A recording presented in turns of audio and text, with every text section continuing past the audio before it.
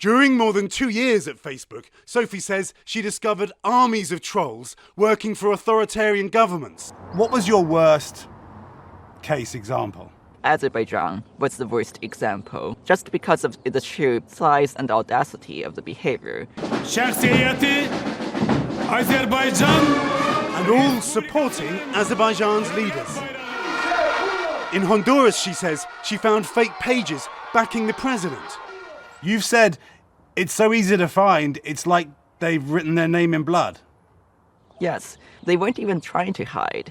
It was extraordinarily obvious. This is like holding up a neon sign in the dark. What happened in Honduras and Azerbaijan and many other countries was that I had gone out and found them proactively. There weren't any complaints from outside the company that went to us. You've described it as like emptying the ocean with an eyedropper. It was very frustrating and it was very exhausting. I spent a year to take down activity in Honduras, more than a year in Azerbaijan, and right after that they came back. She was overwhelmed and says she felt forced to choose where to defend democracy and where to let it go. I was just one person. I can't single-handedly fix the world, though I certainly tried. Surely Facebook would be delighted for you to be helping them tackle anti-democratic activity by autocratic leaders around the world. That's what I had assumed, and they were happy at first, but eventually I think they were frustrated. Now she believes interviews like this are what will make Facebook listen.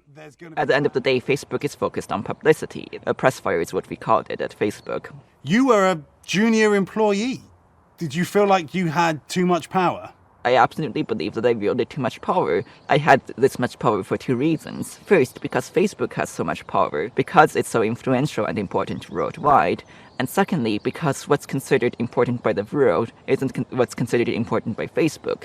Facebook told us we fundamentally disagree with Ms. Zhang's characterization of our priorities, adding that they have already taken down more than 150 networks of coordinated, inauthentic behavior.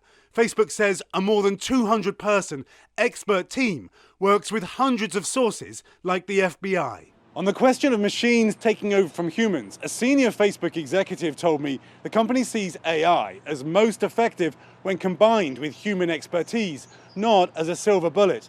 In the case of countries where the governments themselves are bad actors, the executive did say Facebook has a challenge. Keir Simmons, NBC News, London.